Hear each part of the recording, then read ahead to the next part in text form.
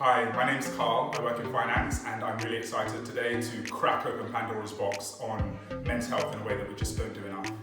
My name's Timmy Dorgu. I'm a sales manager and entrepreneur in London, and I'm really looking forward to today's conversations. I want to hear what my bros think on different topics, some real hard-hitting stuff, and I'm also very ready to share. Hi, my name's Danny. I work in recruitment, and in terms of what I intend to achieve today or get from today, just learning things that perhaps I didn't know, reinforcing things that I thought existed, and just learning about other people's experiences. That's what it's it. Hey, I'm Eng, so I work in finance, and today I'd like to understand how my health's going to change now that I'm in my 30s. I'm Kwabna, I'm a branding consultant, and I hope to get a medical insight into men's health, understand perceptions from medical professionals as well as my peers and counterparts. My name's Mike and I'm a doctor, and I think today is going to be really interesting for conversation and just to hear people's opinions on different issues of health. My name's Etienne.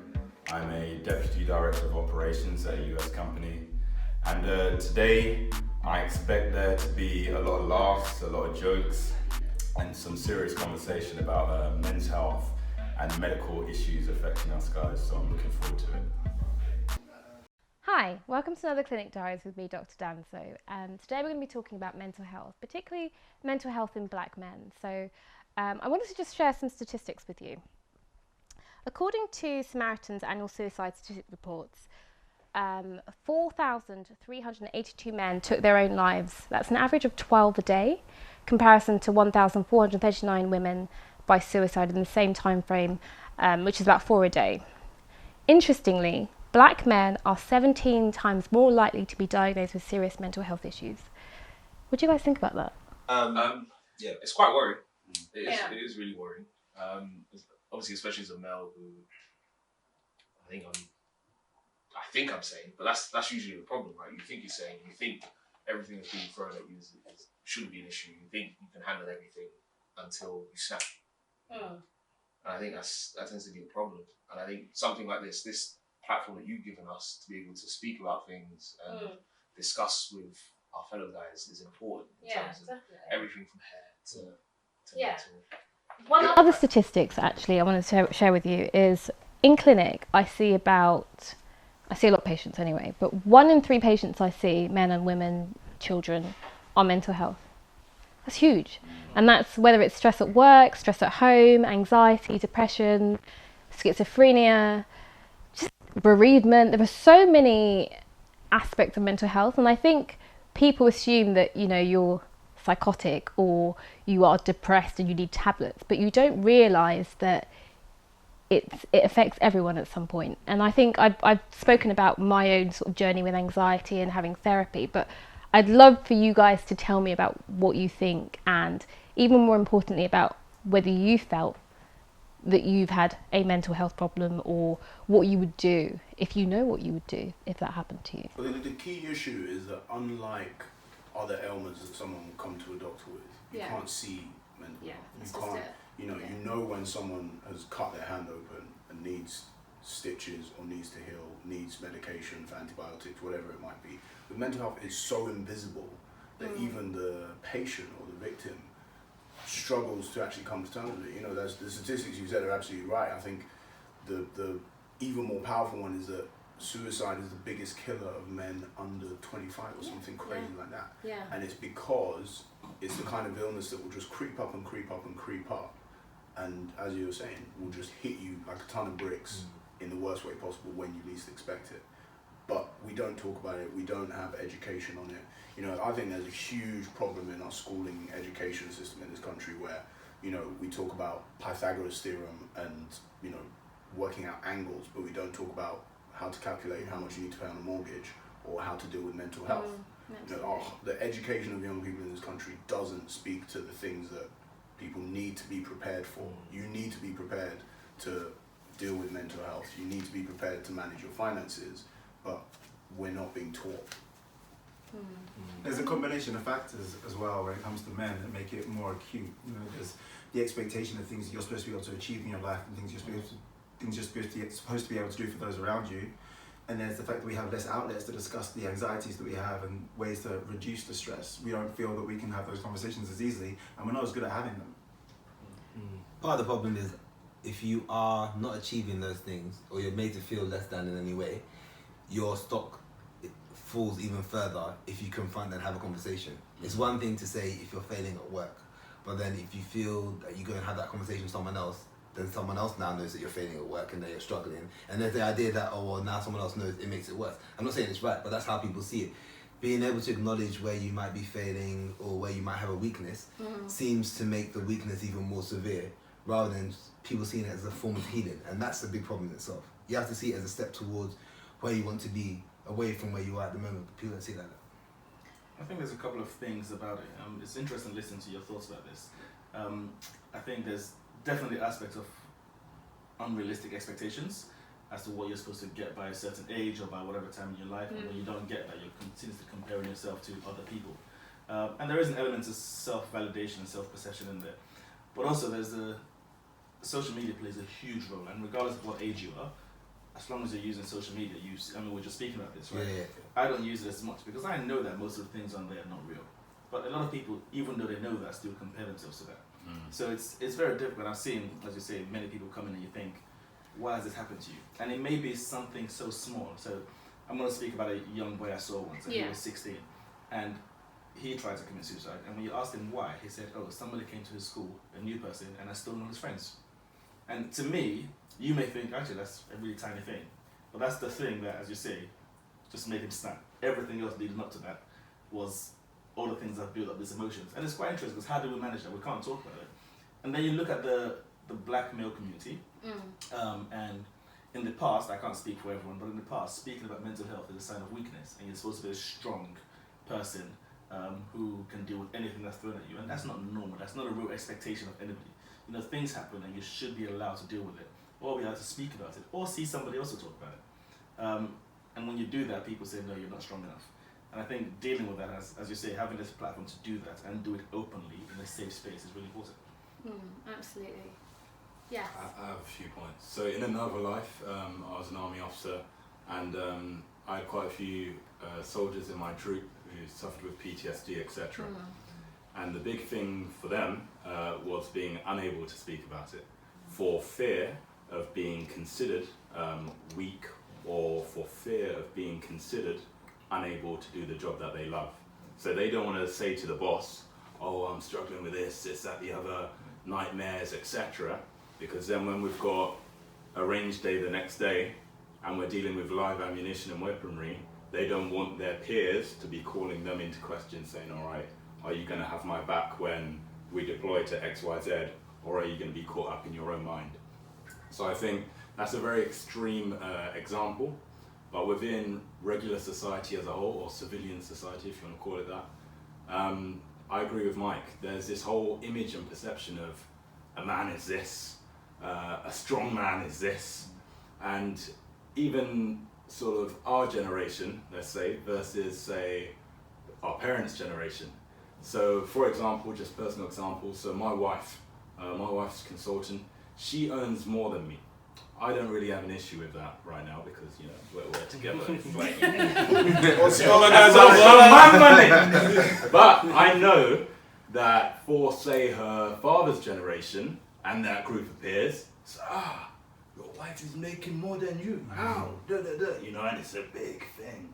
So again, I think society's expectations in terms of what a man should be doing and what a man should achieve, it weighs heavily on guys. And because they feel that they can't go out and speak about it because that goes against the very expectations that society places upon them, it's a negative spiral, and then before you know it, you're isolated in your own thoughts. I think to add to that, if you maybe look at minorities, I think that social expectation, if you think about how we got to this point, is if we're, you know, first, second generation, our parents, or, and this is, you know, not just black people, immigrants in general, people have come to the UK in this instance, and they've had to work their asses off. Apologies. They've had to work their socks off. You can say asses, right? Say posterior. they've had to work really, really hard. What's the medical term for it? They've had to work their glutes It's calm, bro. to really make an impact for their families, for us, effectively. Yeah. And so, on the list of things to tick off, you know, there will be people's parents and grandparents who went to work with a broken foot, or with stress on their shoulders, or with any other type of mental issue, and you just powered through because you had something else to do. And that work ethic, that sort of stiff upper lip, as it were, keep quiet, just power through, probably is fed through to us in some way, shape, or form. And so, in minority groups in general, we're less willing to avail ourselves of the help if it's there at all in the first instance. And there's definitely a mental toll that is taken by assimilating and code switching and making sure that you are far enough away from where your parents were to where they want you to be, and you are accepted in the wider world. But back to Timmy's point, I think it was, we talk about, I think now we're all a little bit more aware of mental health issues. We want to move more towards taking care of ourselves. And I don't feel like there's enough information out there about what are the telltale signs of the beginning of the decline. Like, I know if I'm sat in my room and I'm having suicidal ideation that there's a problem. Why didn't someone tell me 9 months ago that time when I was examining a situation, a conversation I had for 40 minutes for too long was the beginning of that situation, that I could deal with that at that point? I agree. So I agree with you. It's like, and if we can recognize those symptoms ahead of time, whether we're right or wrong, I'd rather come in and say, hey, I think this is what's wrong with me, and they're like, oh no, you're fine, you've just had a bad week, versus not know at all, and before you know it, I'm in your clinic, Mike, after having tried to kill myself. Can I make a quick point? I'm all about solutions, and in terms of solutions to like the current, and it's a crisis, right? Because if it was any other medical issue, it would be considered a big crisis and it'd be a massive focus. And to be fair, there is more of a focus on mental health now. I think one of the possible solutions is quite simply having vocal, you could call it influencers, role models, etc., who come out and speak about this far more often. And not only that, they just describe, maybe not even mental health, but just their situation and what they've done to achieve what they've done. So everyone considers, say, Barack Obama a boss, yeah? And in terms of finances, for example, he only started to out-earn his wife when the sales from his book, and I think it was possibly during his presidency or afterwards, started to eclipse all the money she made doing law, etc. So like that's a prime example, because I know I've got friends who money's a big thing for them, right? And it's a big thing for everyone. And in terms of their identity, they're like, no, I need to be doing this, I need to be doing that, because, you know, people will see me as X, Y, Z. And then if I say to them, well, just like, look at Barack, like, President of the United States, and, you know, he was doing his thing. And they're like, oh, snap, yeah, actually, it's cool. Well, I think it goes further, especially thinking about the education piece. You know, I've never heard from a doctor what are the symptoms of depression. You know, what are the telltale signs that you should look out for? Very true. When you feel like you might be tending towards that, or at which point should you think, okay, I actually need to go to my GP because and these feelings this is just are it. And I'm sure Mike will say the same. We see people often when it's late, so they're either having issues at work because they're not sleeping, they're not eating, they're not concentrating, they're being reprimanded at work, they're having problems with their relationship, they're having physical symptoms. That's actually a really good point. No, genuine shit. I'm just trolling everyone. So, you know, like, genuinely, yeah. With severe anxiety or with depression, you can have hair loss, you can have really physical symptoms. I'm sure Mike will agree. I've had patients that have gone, you know, blue lighted to A&E with chest pain, thinking they're having a heart attack. But, you know, when you explore and you've done all the investigations, everything comes back okay, you find out that they have severe chronic anxiety from something. And sometimes the other thing is you don't know why. Sometimes you can feel depressed or anxious and there is no trigger, there is no reason, but it's just there. But my personal view is that everyone should have therapy. Whether you're well or unwell, whatever, you should all have therapy, because the same way you guys all work out, you know, you look after yourselves, you need to look after your mind the same way. So that's my personal view on things, and as someone that's had therapy and it's potentially changed my life, I think everyone should have therapy, and I agree. Is it freely available? Well, this is the thing. So on the NHS, if you were to come and see me on Monday, it's an 18-week. wait to have therapy. And you're lucky. It's important you make that everyone should seek therapy, because at what point is, you lose a family member? At what point does a natural grieving process become depression?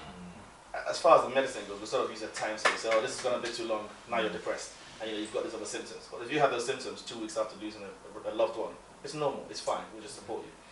So I think that's really important to see somebody and speak to somebody about that. Yeah. But then coming back to what kind of treatments do you have? You go to your insurance company and you say, I've got a mental health problem. What is that mental health problem? Yeah. Now I want to go see a therapist. How many times am I going to see a therapist? What am I seeing a therapist for? Am I, in this case, just having a normal grieving process? In which case they pay now. So I'm not supporting them in any way. But it just highlights how difficult it is to get to that point. But physically, insurance companies actually pay a lot of the time for people to go to the gym because they realize that if you're working on your health in your own time, you're less likely to need those resources. So they should be doing the same. We should be trying to take that mental health to the top, trying to be extra healthy, not just trying to be better. Sorry, I was going to say, ironically, we always say, you go to the gym. I want to work out my body. I go to the gym, so I pump more weights. I want to. You have physical targets. But when it comes to your brain, when you say to yourself, I want to feed my mind, you go and assimilate more information. That doesn't make sense. You go and read more books. You go and pick up another degree. Sometimes it's about emptying your mind. So sometimes it's about maybe listen to some calm music. You go out somewhere and you just focus on yourself. Sometimes it might be as simple as going for a walk. But people that's what I agree. We don't realise that's what they're doing. And we built around this idea that for us to improve, we need to take on more stuff needs to come into it, right? Sometimes it's just about shedding stuff you don't need. Exactly, which is why we need to either have therapy, regardless of our mental state, regardless of how we are, or just have clear indicators that will tell us where we're going from a mental perspective. But do you know what's great about this is that there are people that are going to look at all of you guys and see something in themselves, in you, and realise that it's actually okay. Like the fact that you guys are all here talking about this is huge. Because personally, I haven't seen anything like it. So this is big because it's going to really change the narrative of mental health. I don't know if this solves it though. Because I've been there, I've lost a loved one, I've lost a young brother, and it was the hardest time of my life. And I didn't seek help, I didn't go to therapy, I didn't go to my GP. But again, it was probably because I didn't truly know at what point I may have needed to, or at what point it had gone too far. And that's why I think it is a massive governmental education issue that needs to be addressed. I'm not sure even before the government. I think during that period of time, even like people who I know that you have your very close friends. There's people who that I know you're very close to and stuff that would have supported you in that time. But you also knew that there were people who, like I spoke to you around that time, right? And I know, like I've known you over a decade now, whatever it is. But then I know the people who you either went to uni with, you know since you were a kid, right? And there's those people who are there, but there's also like a network beyond those people that you could have reached out to. And I think even the government and education stuff is really important. But I think your network, you need to let people know that they can come talk to you about literally anything. Like that needs to be the first. But then people also need to be taught that they can do that. People need to understand this. This is the topic that I'm actually dealing with at the moment, right? Everybody says, let your friends know that you're there to talk to them. And I actually have a friend who's dealing with anxiety right now, and I've said to him, like, I'm ready to talk whenever you need to talk. I try to push him to have the conversations, and I've tried to push him towards therapy. But the reality is he's not taking the bait when it comes towards going to therapy, and I don't know how to have those conversations. I'm not trained in those conversations, and when I have them, we gloss around the subject, we talk over the top, and I feel like I'm making progress, but next time I speak to him, he's exactly back where he was. I don't know how frequent I need to be reaching out to him, I don't know how to tackle it, I don't know the wording to use. Like, if you don't have enough training, so either we need more training or we need to be pushing them. I need a good way of pushing them towards people that do have enough training. Everyone says do it, but like, how do you do it? Give me the steps, because it's not there. I do fully agree with that, but I'm saying that for okay, so right now you've identified that, and whoever your friend is, what they're going through, hope they find help and find what they're looking for. But you're doing the right thing as in making yourself available. Like you're making the assumption that a lot of people are doing that. A lot of people aren't doing that. They don't even. Yeah, but like, but what difference does it make if you do it and it still doesn't work? Because it's the second friend that I would be successful. That's the step on from being in a place where you don't think you can even indicate someone that they might be. I think people are doing that. I think I agree with you that just the same as we were talking earlier, with a physical symptom, with something visible, a heart attack, a stroke, a cut on your hand, you as a friend would send your friend to the doctor. You as a friend would send your friend to The hospital. I don't know if people no, but that's what I'm saying. No, but if there's something in existence, mental health, we start acting like some kind of experts. Look, we should just be sending people for. And that's the most complicated one. Yeah, I've had close friends that have lost like immediate relatives, okay, immediate family, and it's happened. There's a few people, and I know they won't mind me saying. They have literally been walking down a road and they've seen people cross the road to avoid having a conversation with them. Have literally, there are people that they have thought that are their ride or die. When their close relative passed away, they didn't get one text, one phone call, because people generally don't know what to say. They don't know what to do. They don't know how to behave. And I think that's just it. You know, and I'm not perfect. I've definitely flopped on people that I know that have passed, you know, that had loved ones that passed away, because you just don't know what you're gonna. You're worried about what you're gonna say to them. You're like, oh, I'm really sorry. Like, and there's training. There's training in how to have conversations all throughout. Like professionally, I've had training in how to have interviews, how to extract information from people. Why can't we have similar trainings about how to talk to people that are in a mental health crisis? That ties back to Timmy's point on education, because again, someone can say or drop it in a WhatsApp like, yeah, I'm going through X, Y, Z. I'm like, what's the response? I would go play football, bro. Bang gym for a minute. Watch cool. Game of Thrones. You know what I mean? So, yeah, there isn't that awareness of what actually needs to be done. I know when your brother passed away, and I was broken by that. And if you had come to see me as a patient, I would have said unitherapy, and I would have said that regardless of the length of time, because I think you see that for someone to lose their younger sibling or a younger family member, it's not the norm. It does happen, of course, but it's not the norm, and that's a huge issue. But it's interesting for you to say you didn't know where to go because you're not sure what time it was, when was it normal, when does it become acceptable. For everybody it's different. For you it may have been 1 year, and that's completely normal. It doesn't mean you don't need help or support in that time. You can still have that support even if it's normal, and I think that was a huge thing. And knowing when to, I say this a lot of times, I think most of us, we all have really important roles in our families, whether that's by design. And it means you carry the burden for a lot of people. And sometimes there's an element of not wanting to fail those people. But it doesn't mean that you don't need help. You can't be everyone's crutch. You can't be everyone's superhero. You can't be everything for everyone. You can't be everything for everyone. And sometimes it's just knowing, say, listen, this is too much. I need to offload, I need to go seek help. And knowing when to do it is really important. I think that's it. For a lot of men, they don't have a place where they can go where they're not, you know what I mean, the Superman and the do you know what I'm going to do? I'm going to put some really helpful websites on. I actually discovered there's like a text service for people that are going through mental. Did you see that? I saw that only a few days ago. They start having a conversation. Yeah, that's brilliant. So I'm going to put some really helpful links at the end of this and some websites, numbers, because we say that you should reach out to your friends and your loved ones, but people don't. I know that when I'm going through my thing, I actually want to be by myself. I don't want to talk to anybody. So some people just are not going to do that. There's probably someone sat here that's going through something. We're not going to know. They're not going to say, no, it's not going to happen. So I think it's helpful to put this information out there. But I agree there needs to be more talk about it. There needs to be more emphasis on it because it's going to affect somebody at some point. Somebody you care about. Yeah, exactly. Okay, guys. So I hope you enjoyed that. You can find me again on Instagram, Facebook, YouTube, and Twitter @The Clinic Diaries.